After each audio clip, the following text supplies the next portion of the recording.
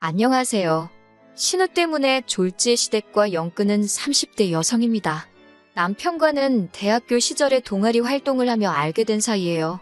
이후로 한 1년간 가깝게 지내다가 남편은 군대에 갔고 저는 미국으로 유학을 갔습니다. 이후로는 한동안 연락이 닿질 않았고요. 그러던 어느 날 친구 한 명이 남편이 제 소식을 수소문한다는 이야기를 전해주었어요. 저만 괜찮으면 제 연락처를 알려줘도 되겠냐 묻길래 그러라 했습니다. 저도 종종 남편 생각이 났었거든요. 그렇게 연락이 닿은 남편은 어느새 어엿한 직장인이 되어 있었습니다. 대한민국에서 몇 손가락 안에 드는 대기업 인사팀에서 일하고 있더라고요. 당시 저는 서울에 있는 상급종합병원 기획팀에서 근무하고 있었고요. 이후로 매일같이 남편이 연락을 해왔습니다.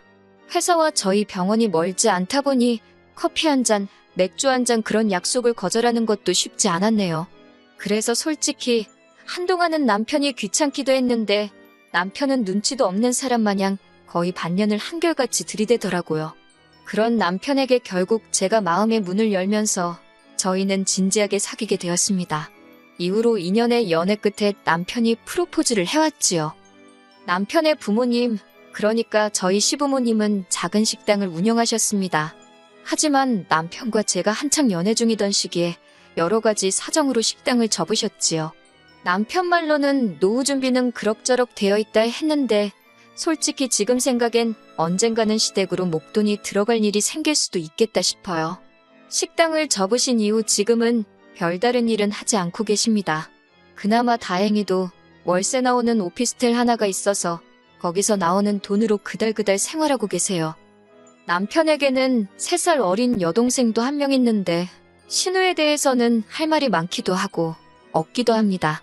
무슨 뜻이냐면 솔직히 저는 저희 신우만큼 운이 좋다고 해야 하나? 아무튼 신우 같은 사람은 본 적이 없어요. 운이라고 표현하는 게 적절한지는 모르겠지만 얼굴 하나는 참 예쁘장하거든요. 남편 말로는 손을 좀 봐서 그런 거라지만 원래도 예뻤으니 성형을 해서 더 예뻐진 거 아니겠어요? 그런데 문제는 신우도 자기가 예쁜 걸 알아서인지 그 예쁜 얼굴 하나만 믿고 살았습니다. 그렇다고 정말 무슨 연예인을 할 정도는 아닌데 그래도 신우가 말하기를 자기 얼굴 정도면 차비만 들고 다녀도 밥 먹고 술 먹고 사는데 아무 지장이 없다대요. 아무튼 신우는 미래에 대한 걱정이 없는 건지 뭔가 배우려는 의지도 없고 일을 해서 돈을 벌어야겠다는 생각도 안 했습니다. 그래도 재주라고 해야 하나 곧잘 주변 남자들한테 명품 가방이나 신발 같은 걸 선물 받아 와서는 그걸 팔아서 생활비는 충당을 하더라고요.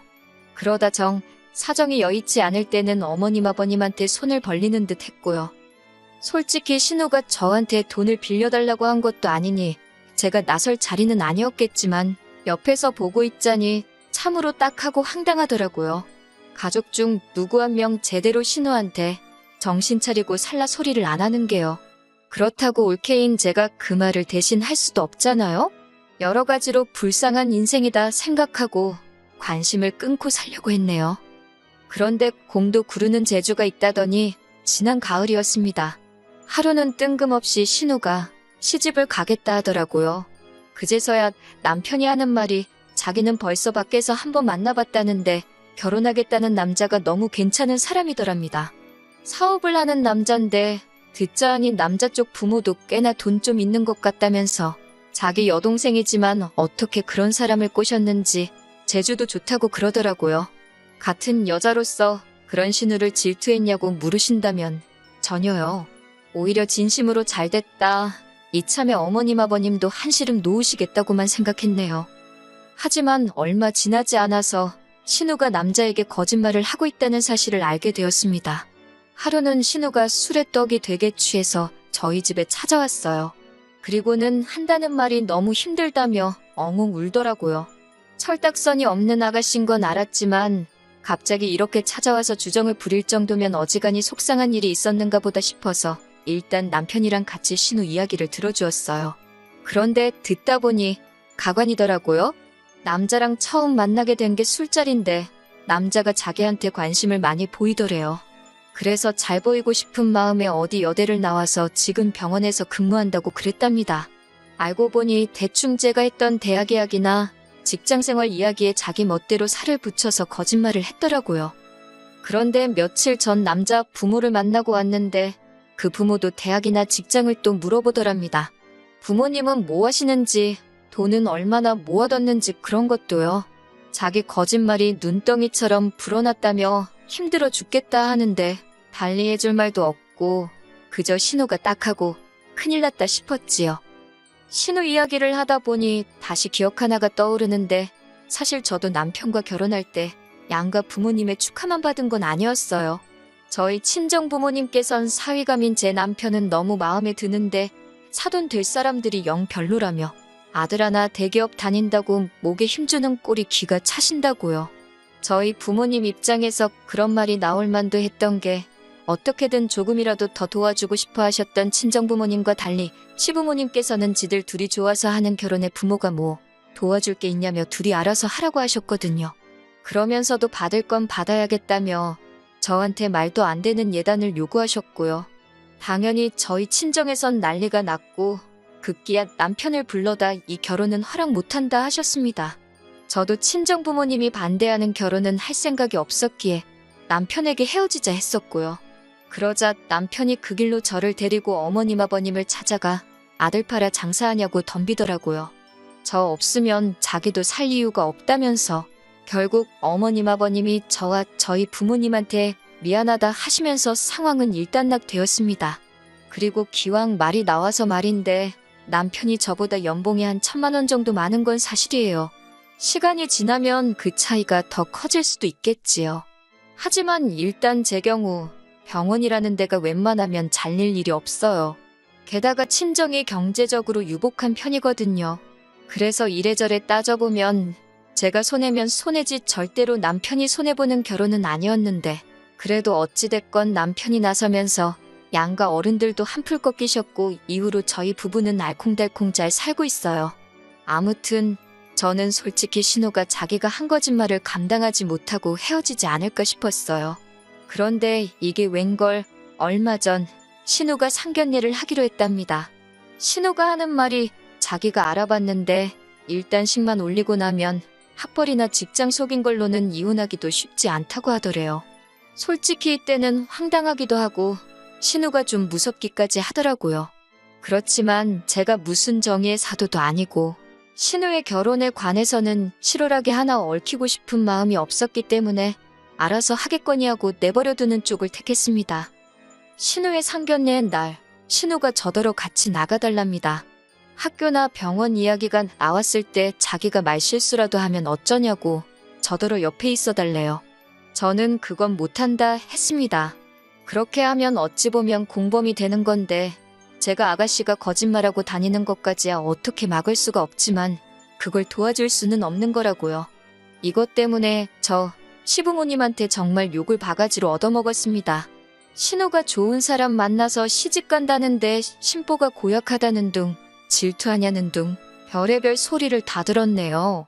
어머님이 저더런 네 친동생이었어도 그랬겠냐 하시는데 제 친동생이었으면 진작에 머리털 다 잡아 뽑아놨을 거라고 받아치고 나서야 잠잠해졌지요. 이후로 신우의 결혼이 어떻게 진행되고 있는지 아예 관심을 끊었습니다. 제가 솔직히 나설 자리도 아니고 하니 식을 올리기로 하면 청첩장이 나올 것이고 그러면 참석해서 축하나 해주면 되지. 그렇게 생각하자 했지요. 그런데 하루는 신우가 다급하게 연락을 해왔습니다. 저희 병원에는 직원들에 한해서 소개로 오는 가족이나 지인들에게 60%의 병원비를 할인해주는 제도가 있어요.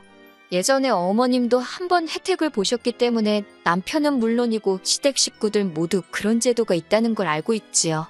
그런데 신우가 갑자기 그걸 이야기하면서 자기 시어머니 되실 분이 저희 병원으로 가고 있다는 겁니다. 다른 병원에서 백내장 수술을 하기로 하셨는데 자기가 아무 생각 없이 그 병원 너무 비싸다며 그 혜택 이야기를 했다는 거예요. 자기는 돈이 없으신 분도 아니고 해서 할인받자고 병원을 옮기실 줄은 몰랐다면서 그러면서 저더러 일단 제 이름으로 할인 좀 해달랍니다. 자기는 지금 지방이라서 병원에 쫓아와 볼 수도 없다고. 이게 무슨 말도 안 되는 상황인가 싶어서 황당하기 짝이 없더라고요. 무엇보다 그 2번의 혜택 중 이미 한 번은 연초에 쓴 상태였고 남은 한 번은 저희 이모가 쓰기로 되어 있었어요. 복잡한 치과 치료라서 돈이 많이 들기도 했고 그런 걸 떠나서 진작부터 이모한테 쓰게 해드린다고 약속해놓은 상황이었으니까요. 신우한테도 알아듣게끔 상황 설명을 했지만 신우는 막무가내였어요.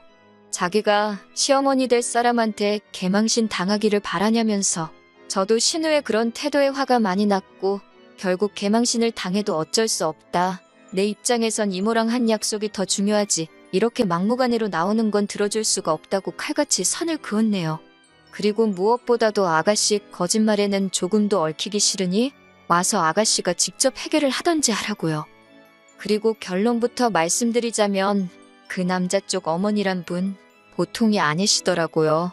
이미 상황 파악을 다 했다며 신우를 통해 알려오길 병원에 백내장 수술하러 온다는 것도 핑계에 불과했고 사실은 신우가 진짜 병원에서 일을 하는지 확인하러 온 거였다대요. 그뿐만 아니라 신우가 나왔다고 한 대학교에 가서 졸업생 이름에 신우가 있는지도 확인하고 왔다고요. 여기까지 듣는데 저는 솔직히 소름이 다 끼치던걸요. 시어머니 될 사람이 내 뒷조사를 하고 다녔다니 상상만으로도 끔찍하잖아요. 하지만 신우는 그쪽에다 대고 왜 내 뒷조사를 하고 다녔냐고 제대로 따져보지도 못한 모양이었습니다. 그도 그럴 것이 신우가 벌려놓은 거짓말이 너무 많았으니까요. 솔직히 저는 오히려 그쪽에서 신우 머리채 안 잡은 게 용하다 싶대요. 이 일로 저는 또다시 시부모님한테 정말 욕을 있는 대로 들었습니다. 애시당초 신우가 거짓말을 했다는 사실은 아랑곳하지 않으시고 이 모든 게 마치 제가 신우한테 질투를 해서 협조를 안 해줘서 신우가 파혼당했다는 식으로 말이지요. 그러자 남편이 또 한 번 나서서는 어머님더러 부끄러운 줄 아시라고 소리를 지르대요. 딸이냐고 하나 있는 거 단속도 안 하고 지멋대로 살게 내버려 두실 때는 언제고 이제 와서 시집 못 가는 걸 누구 탓을 하냐고 말이에요. 그러면서 남편이 이제 자기도 전부 다 포기라고 악을 썼습니다. 어머님 아버님한테도 실망이고 신우도 동생만 아니면 욕을 퍼부어 주고 싶다며 다들 정신 차릴 때까지 연락하지 말라고요. 저는 솔직히 남편이 제가 하고 싶은 말을 다 해줘서 고맙기도 했고 끼어들기 싫어서 그냥 가만히 듣고만 있었습니다. 그러자 얼마 뒤 그렇게 저를 못 잡아먹어 안달이실 땐 언제고 어머님이 한번 만나자며 연락을 해오셨어요. 하신다는 소리가 저희 친정의 이야기에서 어디 격리자리라도 하나 소개해주면 안 되냐입니다. 어이가 없어서 어머님께 신우한테 돈 관리를 맡기라니 고양이한테 생선을 맡기는 꼴이지 않냐고 되물었네요. 이후로 벌써 몇 달이 지났고 왕래는 없습니다. 가끔 신우가 죽는 소리 하느라 남편한테 전화는 하는 눈치더라고요. 그런데 남편의 단호한 태도를 제 눈으로 벌써 2번이나 봐서 그런지 별 걱정은 안 되네요. 앞으로도 남편만 믿으면서 살면 될 것 같습니다.